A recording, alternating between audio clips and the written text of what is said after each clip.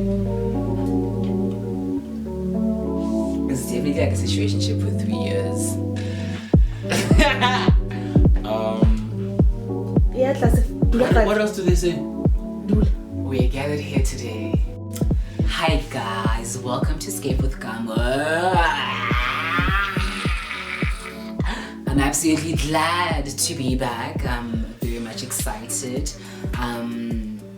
Can't say if I'm, gonna come back again, but I'll probably come back again and again. Today I am touching on my journey, my healing journey, and how I've processed my hurt from a 3-year situationship.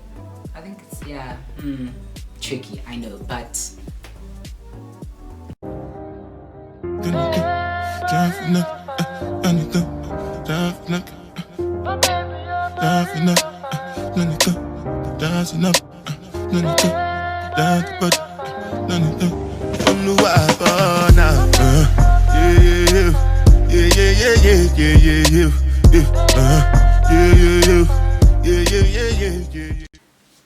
first of all, let me start by apologizing for ghosting.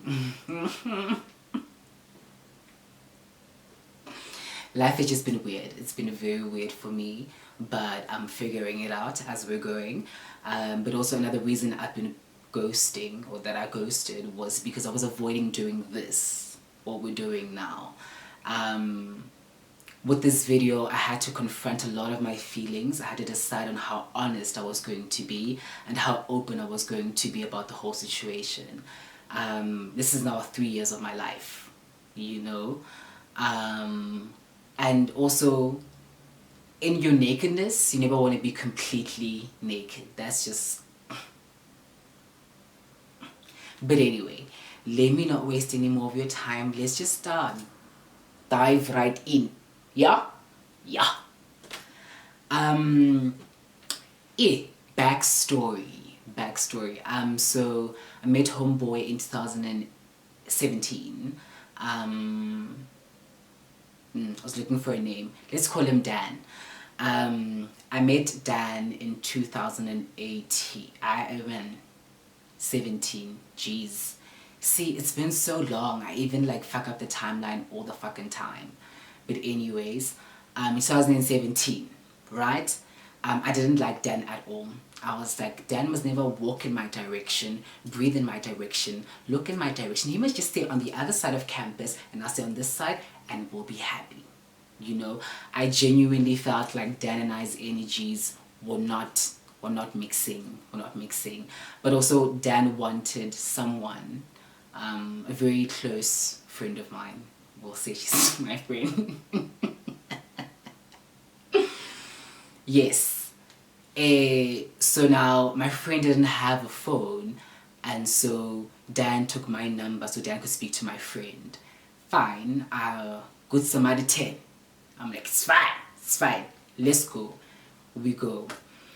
I remember the very first conversation Dan and I had. His opening line to me was, "It's the guy you owe a favor."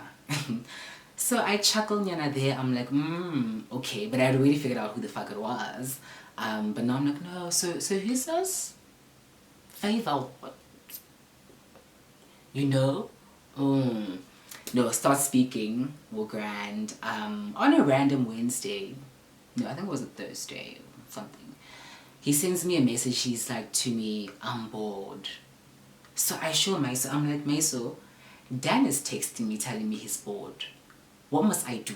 What must I do?"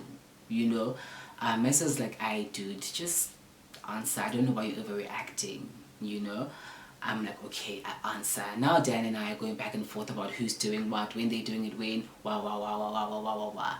But that conversation ended with me saying, "No, I'm going out," right? And then he was like to me, "Would you like me to walk you home?" So I'm like, no, I'm definitely gonna be in Chad's car. He's gonna drop me off at home. There's no need for you to walk me home, sir. But okay, fine. Hey, Now time goes by, Dan and I is speaking now. Oh no, there was a weekend where I saw him 3 days in a row. And even the twins were like to me, what's happening here? And I was like, no man, just a brew, you know, energies have shifted, we're better now, you know, we're good, you know, come on, we're fine. And then we started speaking consistently, and then we went on the semester break. During semester break now, the text, the calls and video calls increased. I remember I'd even like call him at 6 a.m. to wake him up for work. We'd be on the phone like from like 9 p.m. until 12 a.m. and then I'd still wake up at 6 and call him and be like, you know, wake up, gotta go to work, daddy. And it was functional, it was working, you know. In the middle of all of that, I'm like, you know, bro, since we're vibing like this, bro, you know, maybe let's pop that cherry, bro. Yeah, fine. Come back from the semester break. I even rushed back to Joburg, I remember. I was like, oh my god, I have to go back. Oh, I have to go back. Came back to Joburg. We did what had to be done, but also before that, we had agreed that it's going to be just that and nothing more, because everything beyond that is going to complicate things, because where he is in his life is not at a point where he can be in a relationship with a man, I'm assuming. I don't know how to phrase it correctly, but somewhere along those lines, you will piece it together yourself. Energies are mixing now. It's not like before, energies are mixing now. That's why I'm even asking for these sort of things. Yeah. So that happens, and we agree that whoever catches feelings first needs to say to the other one, and then we go our separate ways. Hi Shem, we had a good month. Things were good, you know. This thing is very casual, you know. Come in the evening, dip in the morning, we're good, you know. And then of course I caught feelings, obviously. But I told him, I was like, hey Joe, yeah, it's tricky here. And then he was like, I'm gonna respect your feelings and whatever decision that you wanna make in this regard. So yeah, and then we went our separate ways. 3 days after, I'm like, why didn't you fight for me? He's like, oh no, I didn't fight for you because it was going to complicate things. I was back there 3 days later. Fine. Now this thing is building. I'm spending every single day with this person. He cooks for me. He sang for me. Oh, beautiful singer also. Sang for me. Cuddled me. We spoke about everything and anything. Introduced me to Daniel Caesar. Whenever I have a flashback, it's always of how the room was read. There'd be like a lot of weed mist, for lack of better words, and just really beautiful music. So within the confines of those four walls, like, he created heaven for me. It felt like everything that I've ever wanted, everything that I've ever needed. And doing that consistently definitely fucked me up. I was like, yo, this my nigga. This my... It's like, we don't got a dating shit, but this my nigga. You know, bearing in mind the fact that he's in the closet. So even with me coming to see him, I have to hide coming to see him. I have to find other ways. Where he lived, I knew the building's map. I knew where I must get in, the fire escape, and then the corridor, and then the harada, and the harada, and the harada. Also, in the beginning, it's forbidden love, so it feels good. It feels good, right? Mid all of this, I see... Oh, yeah, this one time he goes to the bathroom, yes. Then I grab his phone, checking for the time. Don't come at me about this. Don't come at me. I really was checking for the time. And then I see an Instagram handle and then the message, right? This message obviously didn't sit well with me. I mize, right? Go home the next day, grab my phone, search the handle. I'm like,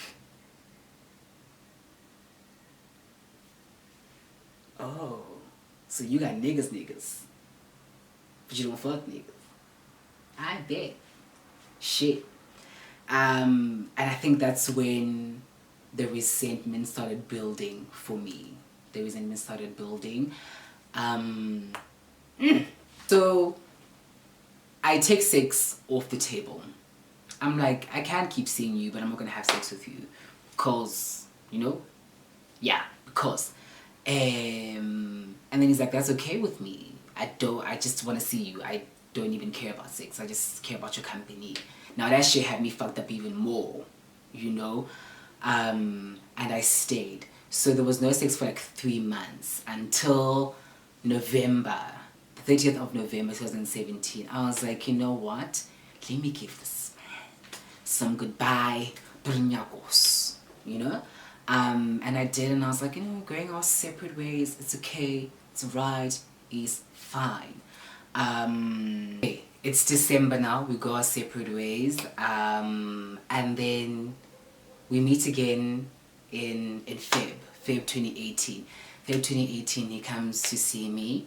And I'm like to him, so yeah, we spend the night together, you know, vibes. And then in the morning, I'm like, so listen, I genuinely feel like I can't keep doing this anymore. It's taken its toll on me, and I'm done. I genuinely don't want to see you ever again, you know. Yeah, that really tipped the scales, you know. Like, he told me this year, and a bit last year, how that made him feel and how that really fucked things up for the both of us, you know. Sharp. And then April 2018, again, I hit him up, you know, on some, how you been, you know, what's up, you know, you know, we catch up, but you can still feel the thickness in the air. It's very thick in the air. So I let it go. And then, to my surprise, November 2018, I get an email from a production company. Here's a job for you, you know, nice things. I get to work, and he's there. Now I'm like, wow.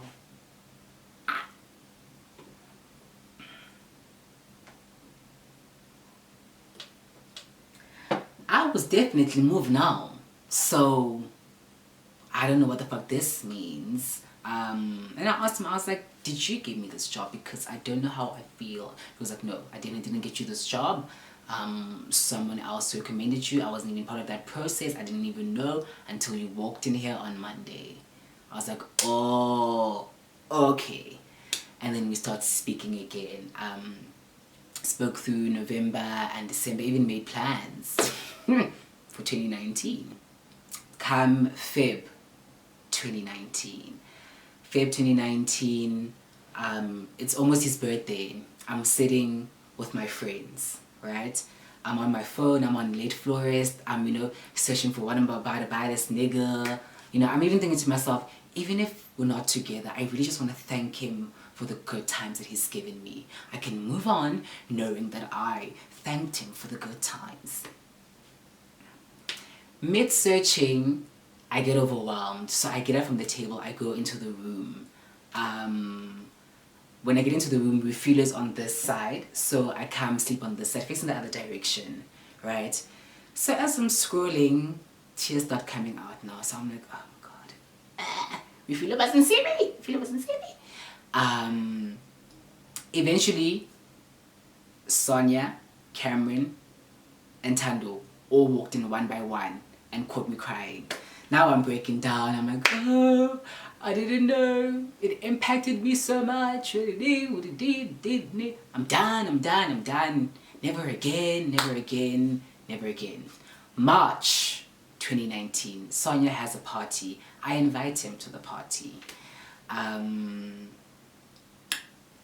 even ask me why, because I don't know either.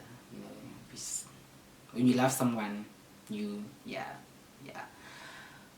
He comes to the party. We're in a good space. We're okay, you know. And then mid-party, he sends me a text. He's like to me, can I hit on?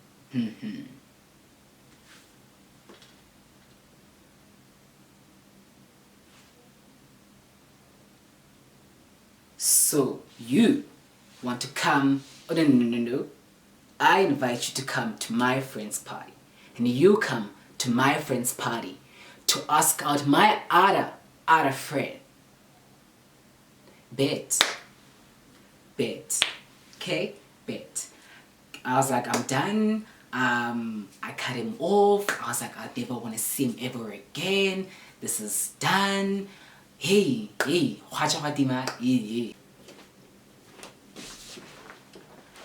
So now that I'm working with him, you know, I'm obviously trying to be as professional as I can be.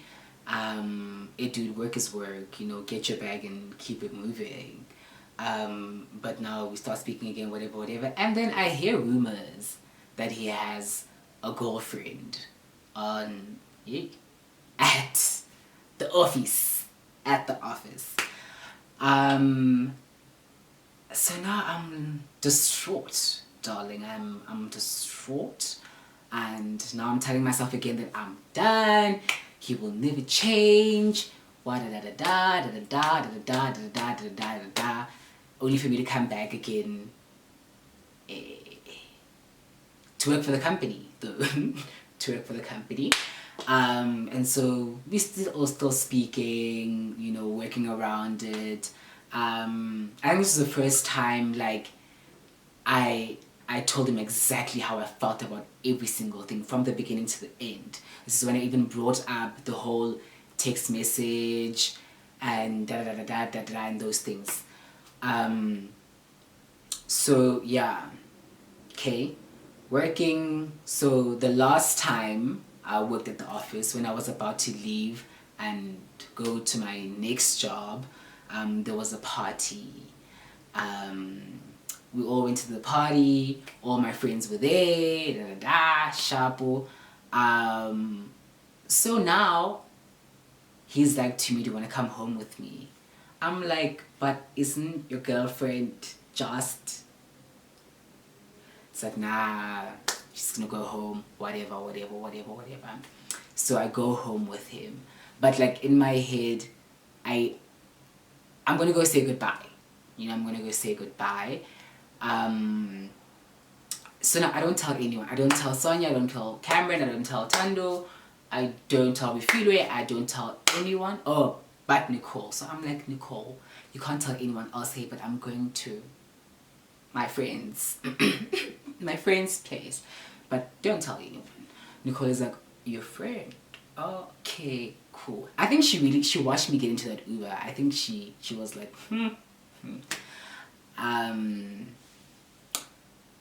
and then yeah, did absolutely nothing. So yeah, absolutely nothing happened that night. We definitely just, you know, sleep next to each other and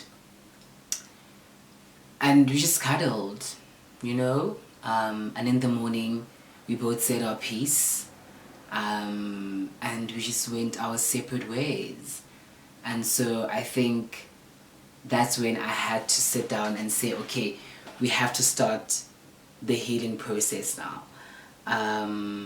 And so the beginning of that journey was, I think, in the middle of everything, when Mihlali said to me, sis, this is the only thing that you want. So just call this man and speak to him. You know, that's when there was like a light bulb. And I realized that the more I fought what I felt, the more I suffered. Because all the little gaps in between the timelines, or the one timeline, was because I was blocking him. I was blocking him and saying to myself, I don't want to speak to him. I don't want to see him. I don't want anything to do with him. But in the meantime, I had so many questions also. I had so many questions. And so he was constantly on my mind, like way past a habit. This is like thinking about him was just like a part of my lifestyle now. Like it was just, you know, every song reminded me of him. Everything. It's just, I'd see like the sweet chili that he likes, and it's not like the normal Wellington sweet chili. It's some other special one. I saw it like on a billboard going to the east, and I was upset. I was like, why am I seeing so many things? Why am I seeing him everywhere? You know. So yeah, when that light bulb went on to say you need to stop fighting what you're feeling and just sit down with what you're feeling, you know, that was like the proper beginning of the process. Okay, and then he replied to the message, and then I don't know for the how manyth time now we said our piece, and you know, we said our piece, right? Fine. Started speaking again early this year. And I think for me it was mainly because I felt like I wanted to have a friendship more than anything with this person, because he played a really great role in my becoming, you know. And not just, you know, becoming a woman, but like just growing here and in here, you know. And so I felt like I really wanted a friendship with this person, like despite whatever we've been through, despite the hurt or whatever. I want a genuine friendship. I want to see him happy. I want to celebrate him. I want to celebrate his loves as well. Like, the content, man. I would see the content and I get happy, so but I didn't have a happy. What? No, sharpo. But I realized very quickly that we weren't at the same place, right? I had done my fair share of healing or whatever, not knowing where he was. I made a joke, and it turned so quickly. His response to the joke was something along the lines of, "When I still loved you," and I was like, "Hey, whoa, whoa."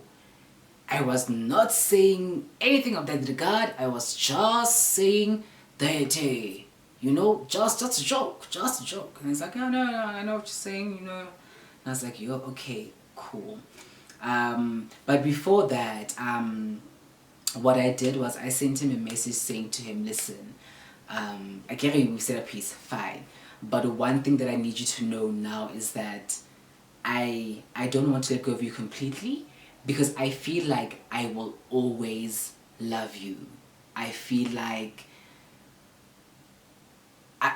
I'm not erasing what we've been through, right? And I'm not saying moving forward we have to be together either, but I'm just letting you know that I feel like I am going to love you for a while before I can just let it go, you know?"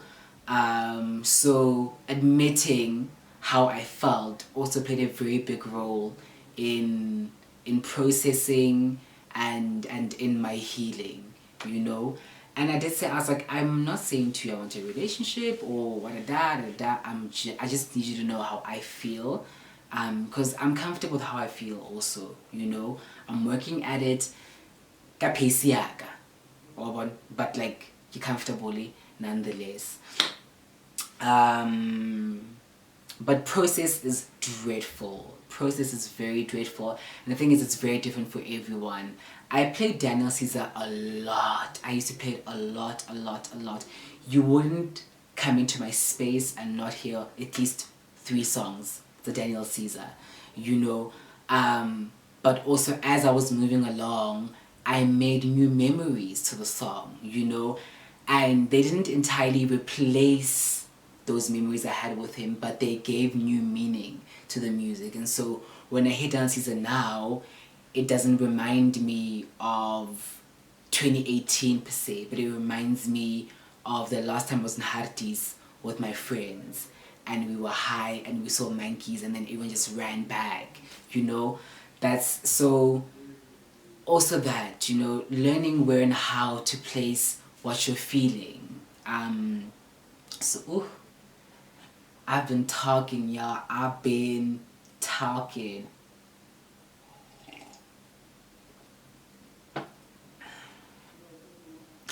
So, okay, I think this is the end now.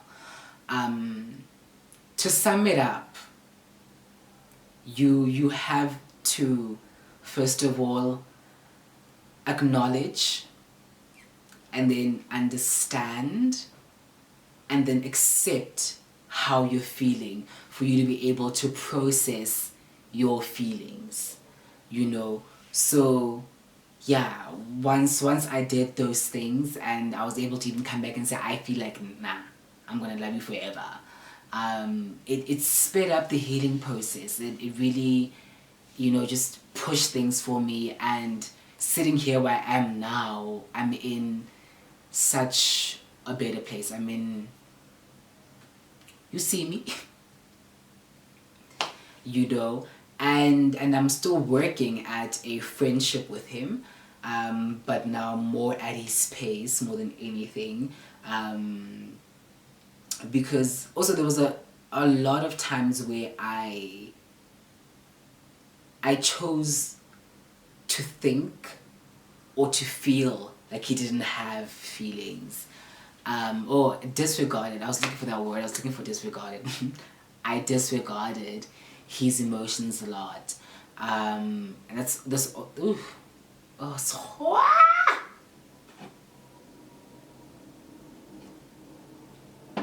that's also one thing I apologize for, like, profusely. Is it profusely? Profusely.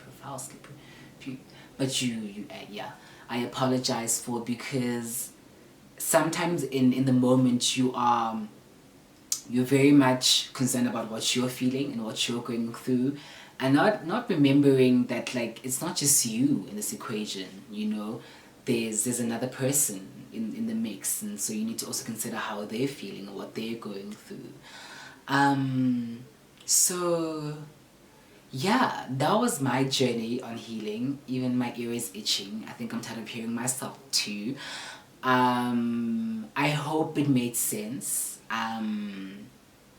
This was not me giving you advice in any kind of way, but taking you through my journey and how I, you know, got better, and how we're sitting here now and we can talk and we can joke about these things, and it's okay, you know. So my 2 cents is, find things that work for you. Also, you know, you really always have to constantly fight for yourself more than anything. So with regards to your healing process, whatever works for you, works for you, you know. You'll apologize later on, to be honest, but you have to safeguard yourself and your heart. So yeah, so thank you guys so much for tuning in. Thank you for watching. I hope there's something that you took from all of this. I didn't just blab for nothing. I hope something changes something inside of you too. So again, thank you guys so much for watching. Don't forget to like, subscribe, share, comment, tell your friends to tell your friends to tell their friends to tell their friends, and they tell their other friends' friends, and you know, let's just, like, you know, all go in this journey together, you know what I mean? So yeah, thank you. Yeah.